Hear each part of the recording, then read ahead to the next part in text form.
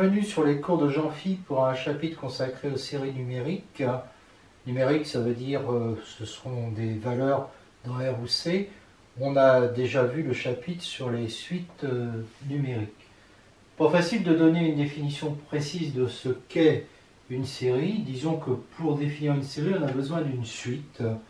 Et nous, on s'intéresse à la somme des premiers termes de la suite. D'accord ?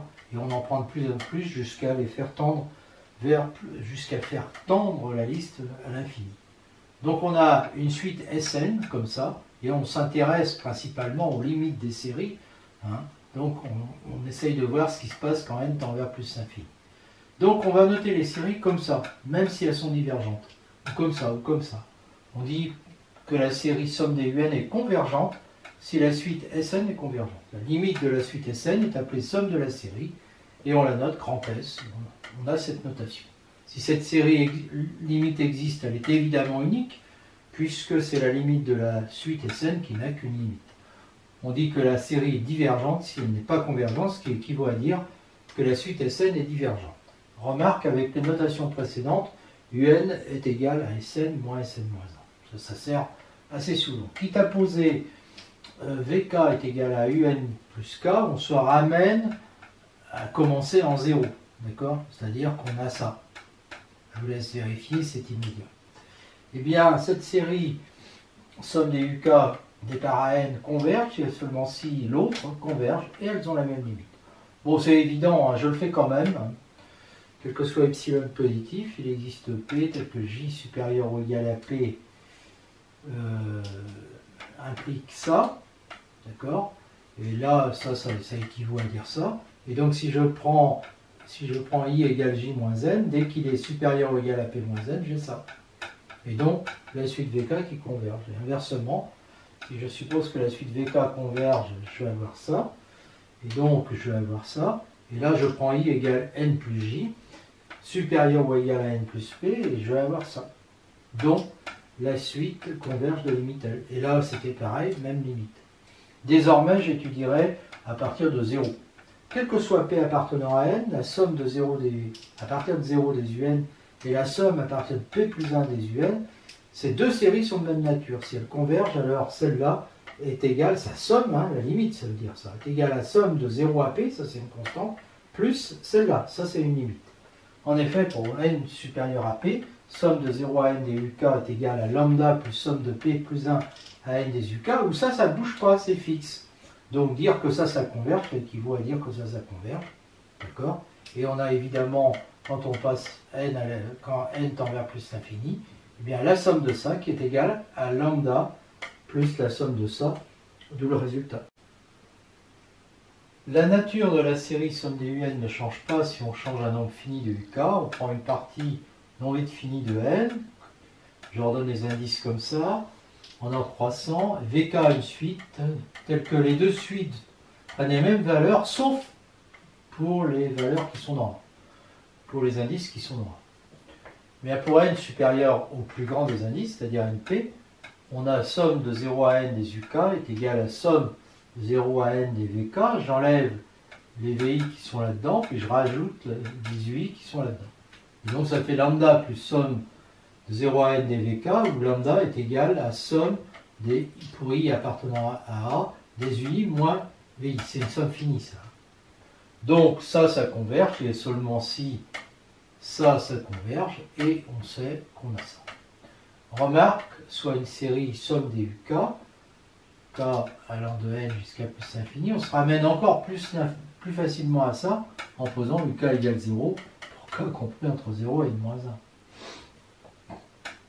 Propriété, si la suite somme de n à plus l'infini des UN est convergente, alors la limite de UN, quand n tend vers plus l'infini, égale 0. C'est évident, parce que pour n supérieur à n, UN est égal à Sn moins 1. La limite de Sn, c'est ça. Donc comme elle est convergente, ça appartient à K. La limite de Sn moins 1, c'est la même limite que Sn, donc c'est S. Ça a été vu dans le chapitre sur les suites numériques. Donc limite de UN va être égale à S moins S égale 0. La réciproque est fausse, le cas le plus célèbre, c'est la somme de 1 à plus l'infini des 1 sur n, qui est divergente, alors que la limite de 1 sur n est égale à 0. La démonstration est un petit peu délicate, on la verra plus tard. D'accord. Typiquement, là, par rapport à la remarque que j'ai fait ici, là, on se ramène à 0. Ici, on pourrait poser, par exemple, ici, que U0 vaut 0. Reste d'ordre n d'une série convergente, c'est Rn égale somme de n plus 1 plus l'infini, des UK. Donc ça appartient à K. Et Rn est égal à somme de 0 à plus l'infini des UK moins somme de 0 à n des UK. C'est-à-dire somme de 0 à plus l'infini des UK moins Sn en fait. En effet, on a vu que somme de 0, quand on démarre à 0, la somme est convergente si et seulement si la somme est convergente quand la série est convergente quand on démarre de n plus 1, c'est pareil. Hein, et que ça, c'est égal à ça plus ça. Là-dedans, il faut bien voir, ça c'est une limite, c'est une série convergente. Hein, et ça aussi, d'accord. Alors que ça, c'est une constante que j'avais appelée lambda, d'accord. Et donc, Rn, je vois que c'est égal à ça, moins ça. Une remarque rapide sur le reste. Dans K égale R ou C, si j'ai une série convergente, son reste, alors la limite de Rn quand n tend vers plus l'infini est égale à 0. En effet, Rn c'est la somme de 0 à plus l'infini des UK moins Sn, où Sn est égal à la somme de 0 à n des UK, puisqu'on démarre à n plus 1. Donc la limite la limite de Sn quand n tend vers plus l'infini, c'est le nombre réel ou complexe, somme de 0 à plus l'infini des UK. Donc, de cette relation, ça c'est un nombre, hein, et ça tend vers ce nombre-là, d'accord. Donc la limite de Rn, ça va être ça moins ça, c'est-à-dire 0.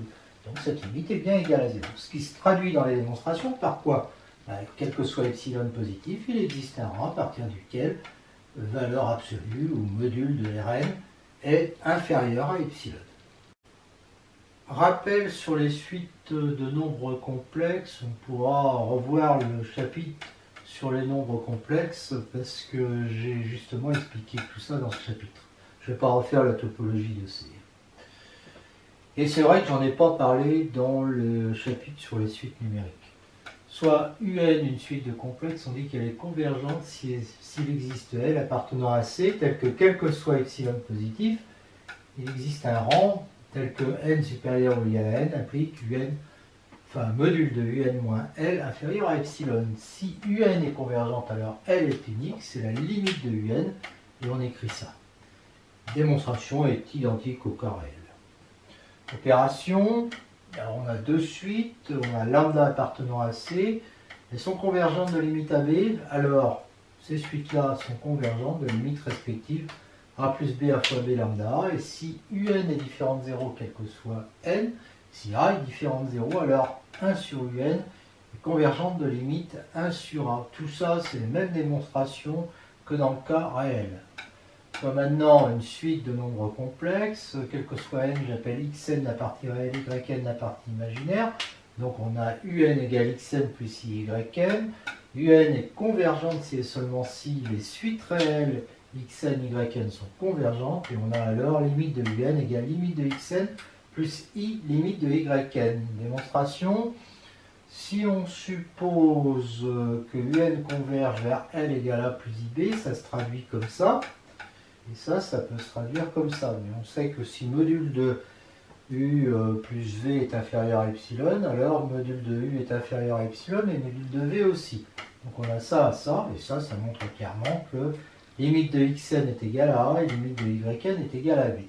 Réciproquement, si on a ces deux limites-là, les suites réelles sont aussi des suites de nombres complexes, hein, limite à V.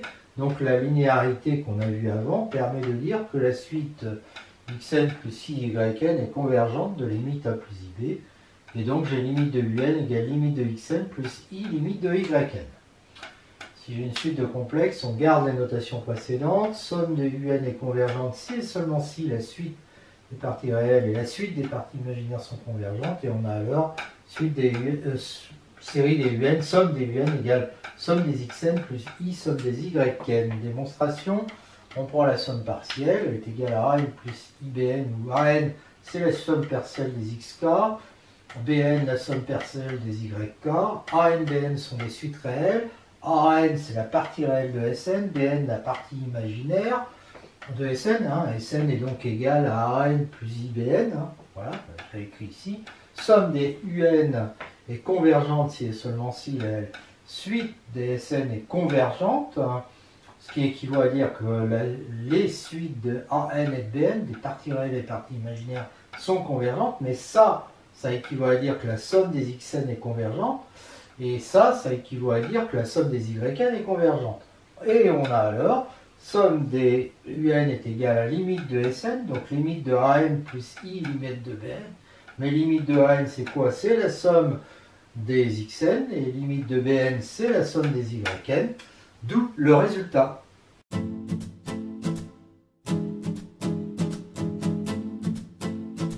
Qu'on appelle série géométrique de raison Q appartenant à C, la série somme des Q puissance n, elle est convergente si et seulement si module de Q est inférieur à 1, et alors sa somme est égale à 1 sur 1 moins Q. Démonstration, si Q égale 1, il est évident que c'est divergent. Et si Q est différent de 1, on développe ça, c'est des sommes finies, donc on peut le faire, et ça fait ça. Et comme 1 moins Q est différent de 0, on obtient que Sn est égal à 1 moins Q puissance n plus 1 sur 1 moins Q. Si le module de Q est supérieur à 1, la suite Q puissance n est divergente, j'appuie sur les nombres complexes, donc la suite 1 moins Q puissance n plus 1 aussi, et donc Sn, on divise par une constante, est divergente. Si module de Q est inférieur à 1, la limite de Q puissance n est égale à 0, donc celle de Q puissance n plus 1 aussi, et donc la limite de Sn est égale à 1 sur 1 moins Q. Voilà.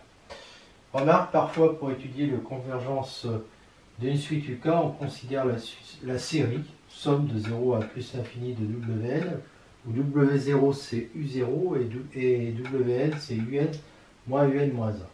Par une récurrence évidente, on va pas faire d'ailleurs, somme de 0 à n de WK est égale à UN, donc on a cette équivalence, UN est convergent, si et seulement si somme des WK est convergente. Et alors, la limite de UN est égale à la somme de 0 à plus l'infini des WK. Opération, si on a deux séries complexes et lambda appartenant à C, alors si les deux séries sont convergentes, eh bien la série de la somme est convergente, la série des lambda UN est aussi, et la série de la somme est égale à la somme des deux séries, et puis ça. Démonstration, on a ça, ça, ça, Sn est convergente, c'est une suite, elle est convergente de limite ça, S'N est convergente de limite ça, donc Tn qui est la somme de Sn et S'N va être convergente de limite ça.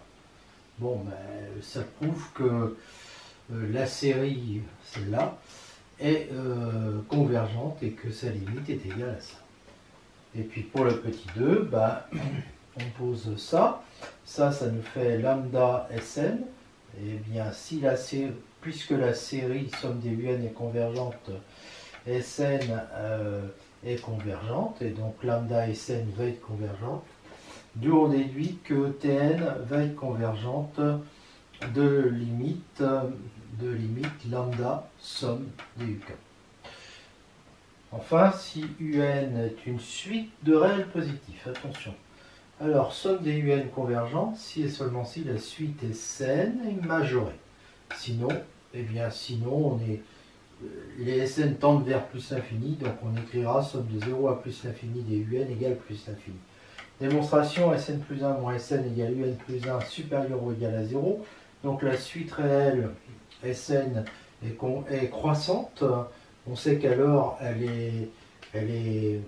la série somme de 0 à plus l'infini des UK converge seulement si Sn est convergente, et on sait que Sn est convergente si et seulement si elle est majorée. Théorème de convergence uniforme. Borné. Alors ça équivaut à dire que il existe A positif tel que Sn est inférieur ou égal à A, quel que soit n appartenant à n. De plus, la somme de 0 à plus l'infini des UN, c'est la limite de Sn. Évidemment, comme les Sn sont inférieurs ou égal à A, ça va être inférieur ou égal à A. Si Sn n'est pas majoré, alors on sait que la limite de Sn égale plus l'infini. C'est pour ça qu'on écrira somme de 0 à plus l'infini des UN égale plus l'infini.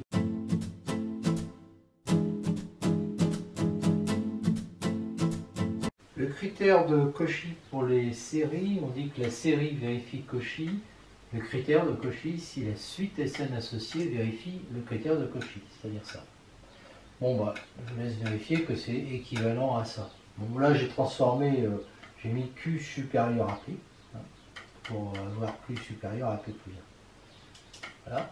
Et ça équivaut à dire que quel que soit epsilon positif, bah, le Q peut s'écrire à un P plus quelque chose. Donc, si je prends Q appartient à N, la somme de P plus 1 à P plus Q des UK en module est inférieure à epsilon. C'est évident ça. Si la série est convergente, alors elle vérifie Cauchy. En effet, si elle est convergente, la somme, enfin la suite Sn est convergente, donc elle est de Cauchy. Et si K est égal à R ou C, et en fait, on est toujours, nous, dans K égale R ou C, qui est donc complet. Donc à ce moment-là, on a l'équivalence convergent et critère de Cauchy. C'est-à-dire qu'on avait déjà, si elle est convergente, elle est de Cauchy. Avec complet, on a, si elle est de Cauchy, elle est convergente. Donc on a l'équivalence. Bon, la définition que j'ai donnée, là, mais j'ai pas mis les doubles barres, elle est vraie pour toute série dans un espace vectoriel normé. Mais nous, on est limité ici dans le chapitre à K est égal R ou C. Série absolument convergente, on dit qu'une série réelle ou complexe est absolument convergente si la série somme des modules de UN, ou valeur absolue de UN, est convergente. Alors ça, c'est une série à terme positif. Donc dire qu'elle est convergente, ça équivaut à dire que cette suite-là est majorée. Théorème, dans R ou C, somme des UN absolument convergente implique que somme des UN est convergente. Autrement dit, la convergence de la somme des modules ou des valeurs absolues implique la convergence de la suite. Démonstration, comme cette suite-là est convergente, elle vérifie Cauchy, et donc Cauchy nous dit ça. Et je n'ai pas besoin de ce module puisque c'est positif, donc ça équivaut à dire ça. Mais, inégalité triangulaire, j'ai ça. Donc, dès que je prends Q et P supérieur ou égal à N, ce truc-là, qui est inférieur à ça, va être inférieur à epsilon. Donc la série somme des UK vérifie Cauchy. Et comme K égale R ou C complet, elle est convergente. La réciproque est fausse. Hein. Nous verrons que la série alternée est convergente, parce que c'est une série alternée, mais que quand je prends la valeur absolue, ça fait somme des 1 sur N. J'en ai déjà parlé, hein, les séries harmoniques. Celle-là est divergente. Soit E, un K espace vectoriel normé, un K c'est R ou C, tout de suite convergente de E est évidemment de Cauchy. La démonstration est la même qu'avec R et C. Et on a une caractérisation d'un espace vectoriel normé complet. Il va être complet si et seulement si toute série absolument convergente, ce qui veut dire ça, est convergente. Démonstration, dans un sens c'est immédiat, c'est comme ce qu'on avait fait avec R ou C. La série somme de norme des UN est convergente donc de Cauchy, donc on exprime qu'elle est de Cauchy, et on remarque que ça c'est inférieur ou égal à ça, donc ça va être inférieur à epsilon. D'accord? Donc la somme des UK est de Cauchy, donc elle converge puisque E est complet.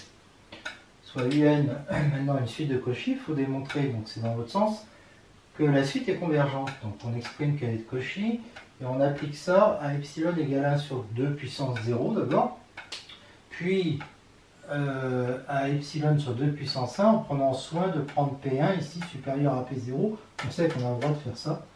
Et si on a construit comme ça la suite PK entre 1 et N, on peut même dire entre 0 et N, hein, strictement croissante, hein, eh bien, c'est-à-dire qu'on a ça, et bien du coup, il va exister Pn plus 1 supérieur à Pn, tel que Pq supérieur ou égal à Pn plus 1 implique que norme de UK moins norme de UQ est inférieure à 1 sur 2 puissance n plus 1. Donc j'ai ma suite qui est strictement croissante, et on définit la suite Wn par W0 égale U0 et Wk est égal à U, Pk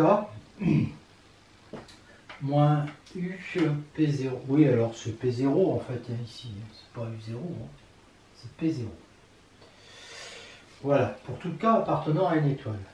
Alors la somme des UK, évidemment, c'est la somme de ces trucs-là, donc il va rester que UPN, quand on fait la somme de 0 à n, il va rester que UPN, et quel que soit K, la norme de WK, qui est égale à ça, est inférieure à 1 sur 2 puissance K-1, parce que PK est supérieur à PK-1. Donc, cette série, je peux l'écrire comme, je peux dire qu'elle est inférieure ou égale à ça. Voilà. Donc, et ça, bah, je sais le calculer, hein. Ça fait ça. Et donc, ça fait ça. Et ça, c'est inférieur ou égal à 2, donc ça fait ça. Donc, j'ai une série de réels positifs qui est majorée. Donc, comme c'est une série de réels positifs, elle est croissante, majorée, donc convergente. Et donc, cette suite-là est convergente, ce qui veut dire que cette série-là, pardon, est convergente, ce qui veut dire que ça, c'est absolument convergent. C'est une série absolument convergente. Donc d'après mes hypothèses, elle est convergente de limite L. Seulement, la somme des WK de 0 à N, ça fait, voilà, ça fait UPN. Et donc, ça veut dire que la limite de UPN quand n tend vers plus l'infini est égale à L. J'ai donc construit une suite extraite de UN convergente. Donc, sa limite, grand L, va être une valeur d'adhérence. Et je sais que quand on a une suite de Cauchy admettant une valeur d'adhérence, alors ça je l'ai démontré dans le cas réel, mais c'est la même démonstration avec un espace vectoriel normé, et bien forcément, d'ailleurs j'ai peut-être démontré en topologie, hein, sûrement même. Donc c'est donc il y a une valeur d'adhérence et elle est de Cauchy, donc on sait que c'est une suite convergente de limite L.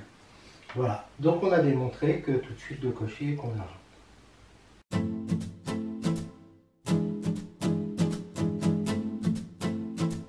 Un exemple d'espace vectoriel normé non complet d'une série absolument convergente mais divergente, on prend l'espace des suites réelles à support fini, c'est-à-dire qu'à partir d'un certain rang, les UN sont nuls. Le support, c'est l'ensemble des n tels que UN est différent de 0, donc il est vide ou fini. C'est un R espace vectoriel évident pour ces opérations-là, et on a une base B où EK c'est la suite UN, hein, parce que les EK c'est des suites que je pourrais noter où UN est égal à delta NK, c'est-à-dire 0 si n est différent de K, 1 si n égale K. Autrement dit, tous les termes sont nuls sauf le terme de rang K qui est égal à 1. Voilà. En effet, si on a ça, ça donne lambda K égale 0, quel que soit K appartenant à I, donc elle est bien libre. Et si on a ça, eh bien U est égal à la somme des UN pour n appartenant à S qui est fini. Hein. Et donc, ça veut dire que, c'est-à-dire on l'a écrit comme une somme finie, donc c'est terminé, elle est bien génératrice. Donc c'est bien une base. E est un sous-espace vectoriel de l'espace vectoriel des suites réelles bornées, c'est évident. Et si U est une suite de E, on pose norme de U, parce que c'est comme ça, est égal à sub des valeurs absolues, puisque c'est des suites réelles, des UN pour n appartenant à n. Ça existe puisque tout de suite U de E est bornée. Donc en fait c'est une norme, c'est facile à démontrer, mais en plus là c'est la restriction de la norme que l'on a définie sur l'espace des suites réelles bornées. Hein. Donc c'est la convergence uniforme, donc il n'y a pas de souci. Soit U égale UN appartenant, donc une suite de E, hein, définie par UN est égal à 1 sur 2 puissance n En, c'est-à-dire la suite qui, voilà, au rang n vaut 1 sur 2 puissance n partout ailleurs 0. Montrons que la série des UN vérifie le critère de Cauchy, mais qu'elle est divergente. Soit epsilon positif, on choisit n tel que ça, ce qui est tout à fait possible, et on prend ça. Et donc on va voir que ça, c'est la suite qui commence en fait à 1 sur 2 puissance p, qui s'arrête à 1 sur 2 puissance p plus q, et le plus grand de tous ces trucs-là, c'est 1 sur 2 puissance p, donc la norme est égale à 1 sur 2 puissance p, plus petite que 1 sur 2 puissance n, qui est plus petit que epsilon, donc la série est bien de vérifier le critère de Cauchy. Supposons qu'elle converge, sa limite soit égale à S égale somme des AI, EI, donc il existe P tel que l'on est ça, d'accord? Et donc quand on va calculer, donc quand on regarde ça, bah, c'est égal à ça, d'accord? De norme alpha égale sub des 1. On prend epsilon est égal à 1 sur 2 à la puissance P plus 2. Il existe N tel que pour... alors qu'on peut choisir supérieur à P, tel que pour ça, eh bien on a ça. Alors là-dedans, il y a ceux qui sont entre 0 et P, et donc quand on enlève S, ben, ça fait ça, d'accord? Et puis on a ça, d'accord? Et cette norme-là, on veut qu'elle soit plus petite que 1 sur 2 à la puissance P plus 2. Bon, on se fiche un petit peu des coefficients qui sont là. Donc ça veut dire notamment que ça, j'en ai absolument pas besoin. D'accord?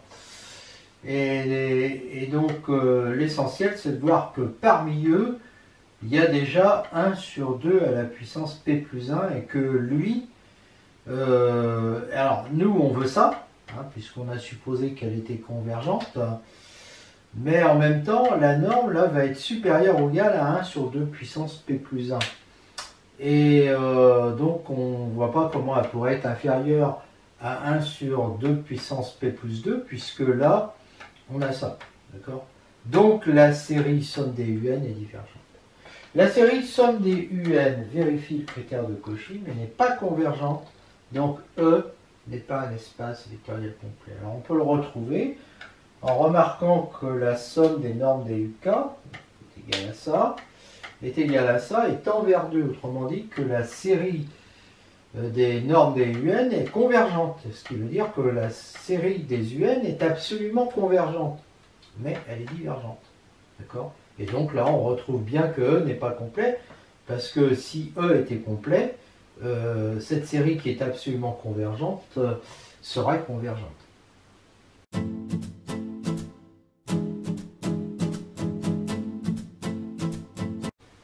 Série produit, dans R ou C, on appelle série produit des deux séries, la série somme des WN, où WN égale la somme des UI U'J, du moment que IJ soit positif, bien sûr, et que leur somme soit égale à N.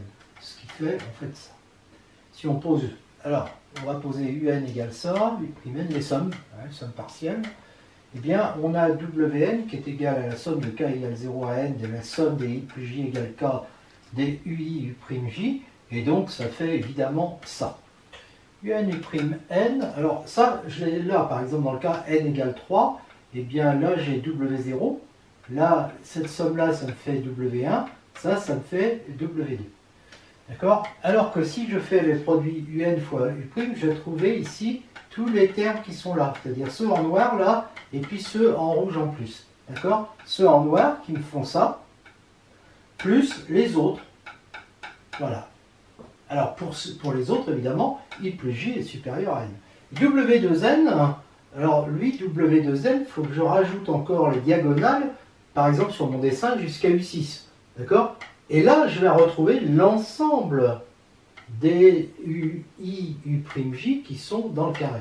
Donc je vais trouver en fait, avec W2N, qui est égal à ça, je vais trouver les termes de UN multipliés par U'N, plus les autres. Et les autres, c'est quoi? Ben, c'est quand il y a I plus J toujours inférieur ou égal à 2N, mais avec soit I, soit J qui est supérieur ou égal à N.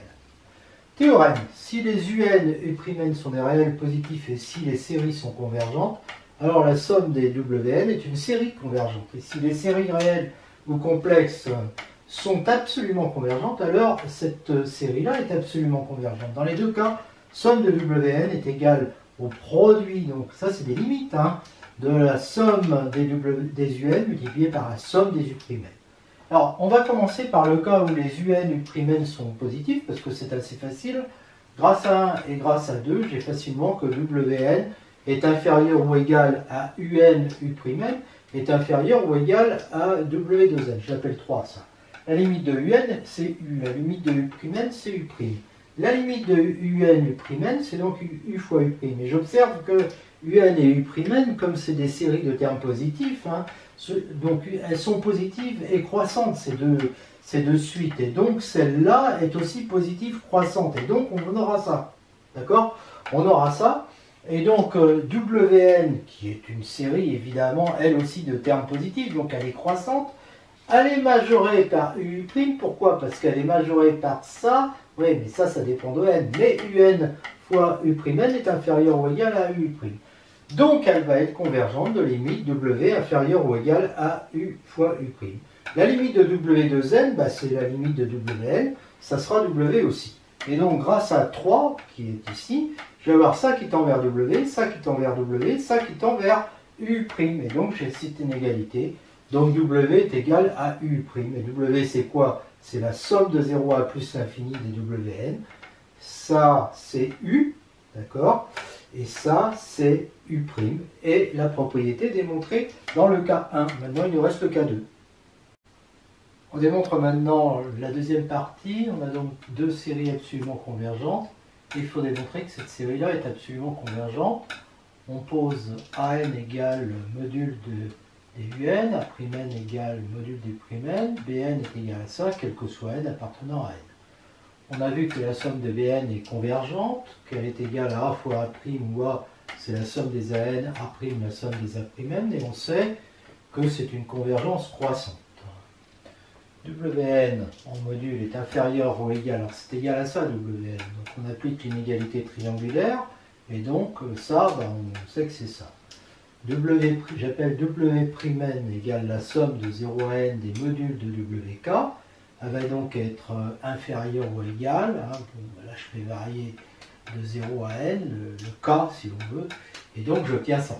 D'accord? I plus J inférieur ou égal à n. Ça on l'a vu avant. Hein. Et donc ça c'est quoi? C'est exactement cette somme-là, hein, la somme de 0 à n des VK. Donc c'est Bn qui est inférieur ou égal à A fois A'.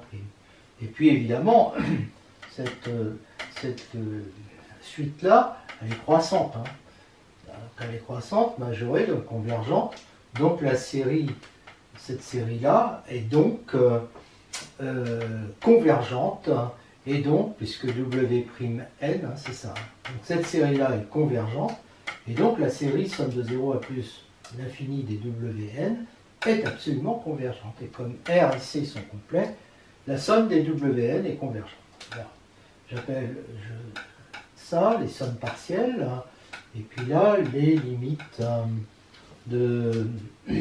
Non, les sommes partielles, pardon, excusez-moi. UN multiplié par U'N moins Wn, ben ça c'est pareil, c'est quelque chose qu'on a vu, c'est égal à ça. Et donc, quand je prends la valeur absolue, ça va être inférieur ou égal à ça, et là je reconnais la somme des AI A'J pour I plus J supérieur à N, c'est-à-dire, et ça, pareil, hein, je l'ai vu précédemment, c'est exactement ça. Hein. Donc c'est AN fois A'N moins Bn, et ça tend vers A, ça tend vers A', et ça on a vu que ça tendait vers A fois A'.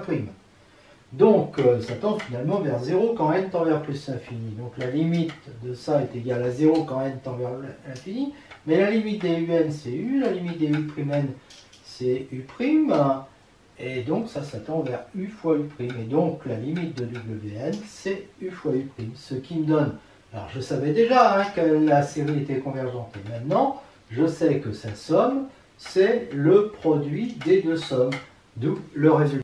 Le théorème de Mertens va nous donner, avec des hypothèses un petit peu moindres que les précédentes, c'est-à-dire il n'y a pas besoin d'avoir les deux séries absolument convergentes, il suffit d'en avoir une et l'autre qui est simplement convergente, alors la série de produits est convergente et sa somme est égale au produit des deux sommes. Mertens, un mathématicien autrichien, fin du 19e, début du 20e siècle, spécialiste d'analyse et notamment des séries. La démonstration, on pose ça si n supérieur ou égal à 1 avec le premier terme égal à ça. Comme les deux séries ne diffèrent que pour le premier terme, celle-là, comme l'autre est convergente, celle-là va être convergente et sa somme, je vous laisse vérifier, c'est très facile, est égale à 0. En fait, on a fait ça pour que la somme soit nulle. soit somme des W'N, la série produit de somme de UN, somme des AN. Donc on a ça. Et ça nous fait quoi? Ben, je prends le K, où K est égal à N. Donc ça fait UN à 0, c'est-à-dire ça. Plus la somme de K égale 0 à N-1 des UK, U', et à ce moment-là, ça vaut N-K.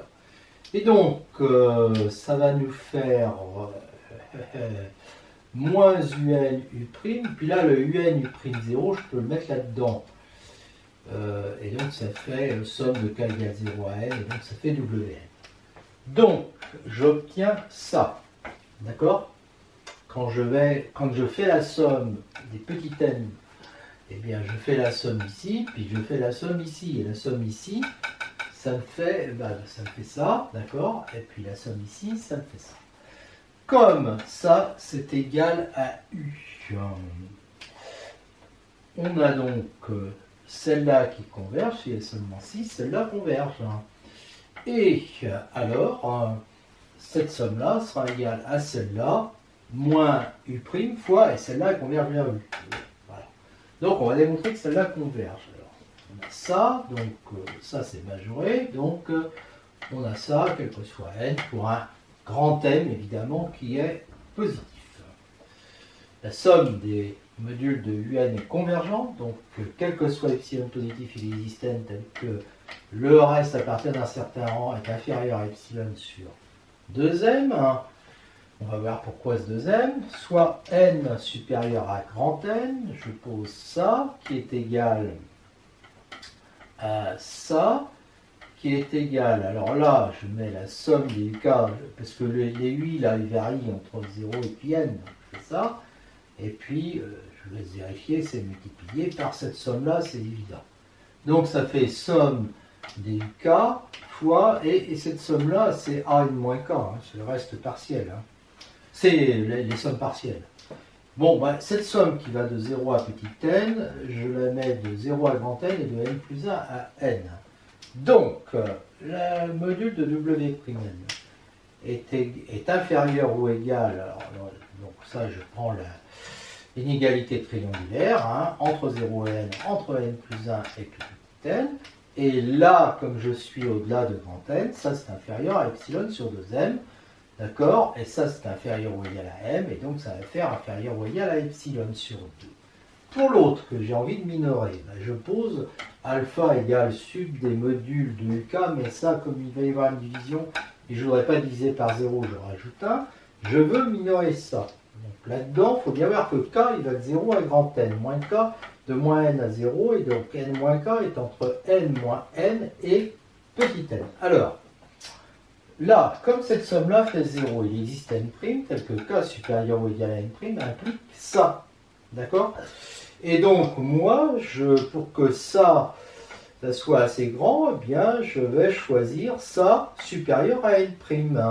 Voilà, donc N-K va être supérieur à N', si celui-là est supérieur à N'. Et ça, pour avoir ça, il suffit de dire que N est supérieur à N plus N'. Donc, je vais prendre N supérieur à N plus N'. Et à ce moment-là, mon A N-K va être inférieur à epsilon sur 2 N plus 1 alpha. Et donc, à ce moment-là, je vais avoir du epsilon sur 2 plus epsilon sur 2. Eh bien, c'est exactement ce, parce que le Sn est inférieur à ça. Donc ça, fois ça, et ça fait epsilon sur 2. Donc, en fait, mon module de W'N est inférieur ou égal à epsilon dès que n est supérieur à n plus n'. Et donc, ça veut dire que ça converge vers 0. Et donc, on a vu qu'on avait cette équivalence. Celle-là converge et seulement si celle-là converge. Et bien, celle-là converge vers 0.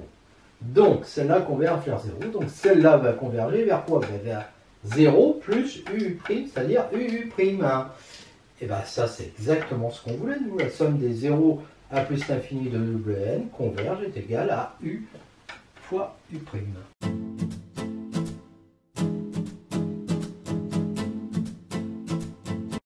Comparaison, on a deux suites de réels positifs, telles qu'à partir d'un certain rang, UN est inférieur ou égal à U'N. Si celle-là converge, alors celle-là converge. Donc, en prenant la contraposée, si celle-là diverge, l'autre diverge. Donc, il suffit de démontrer petit a. Donc ça, c'est convergent, sa somme c'est U'. Donc si je prends la suite S', c'est-à-dire la somme partielle, elle est croissante de limite U', et on sait qu'on a ça quel que soit n supérieur ou égal à n. Pour n supérieur ou égal à n, Sn, la somme des UK, va être inférieure ou égale à la somme des U'k, et elle aussi, elle est croissante, puisque les UK sont positifs. Et donc, comme ça, c'est inférieur ou égal à U', croissante majorée, donc convergente. Donc celle-là est convergente, donc celle-là aussi. Conséquence, si je prends deux suites de R ou C et qu'à partir d'un certain rang, module ou valeur absolue de UN est inférieur ou égal à module ou valeur absolue de U'N, si celle-là est absolument convergente, celle-là aussi.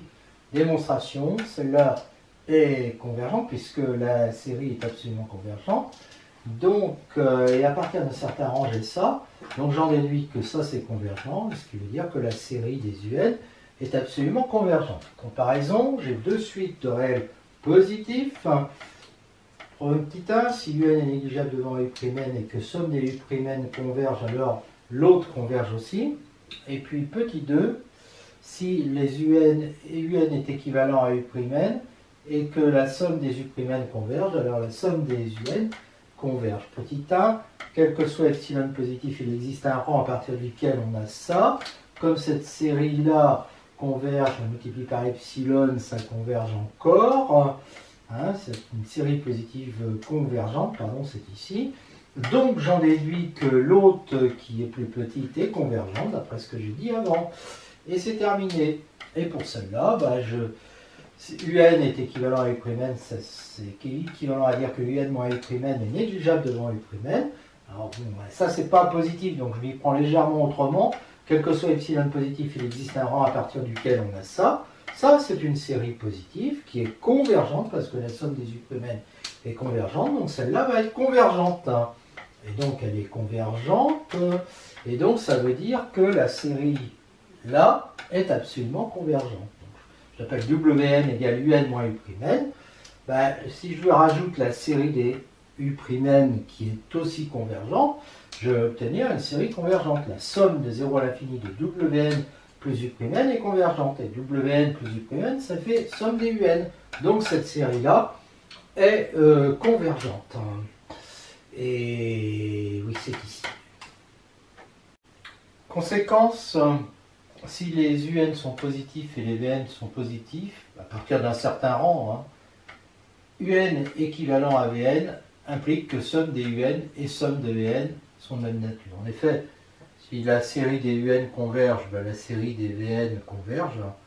Par contreposition, si somme des Vn diverge, somme des UN va diverger. Supposons maintenant que UN est équivalent à Vn et supposons qu'à partir d'un certain rang, les UN soient positifs, sans rien dire sur les Vn. Alors, on peut trouver un rang n', supérieur ou égal à n, on choisit supérieur ou égal à n, tel que pour n supérieur ou égal à n', UN est positif et Vn est positif. Et alors, on est ramené à la proposition précédente et on peut dire que somme des UN, somme des Vn ont même nature. En effet, Vn sur Un tend vers 1, donc il existe n' tel que n supérieur ou égal à n' implique que Vn sur Un est toujours supérieur à 1,5. Et comme Un est positif, Vn va être positif. Si Un est équivalent à Vn, si à partir d'un certain rang les Un sont négatifs, alors on peut trouver un rang supérieur à n, tel que les Vn sont aussi négatifs. Et alors, les deux séries sont de même nature. En effet, moins Un va être équivalent à moins Vn, et moins Un est positif, donc on sait qu'il y a un rang à partir duquel moins Vn sera positif, et donc Vn sera aussi négatif. De plus, ces deux séries-là, du coup, de plus si vous voulez, par rapport à ce qu'on a dit, on sait que ces deux séries-là ont la même nature, et donc quand on multiplie par moins 1, les deux autres vont avoir la même nature. Conclusion, la règle qu'on a donnée est valable si UN est équivalent à Vn, et si tous les UN sont positifs à partir d'un certain rang, ou tous les UN négatifs à partir d'un certain rang. Mais si les UN sont équivalents à Vn, mais qu'ils n'arrêtent pas de changer de signe, ne gardent pas un signe constant à partir d'un certain rang, alors là, on est plus embêté. Les deux séries peuvent être de nature différente. Exemple, avec UN égale moins 1 puissance n sur racine de n qui est alternée, on verra qu'elle est convergente. Mais par contre, Vn, si je prends Vn, est égal à ça.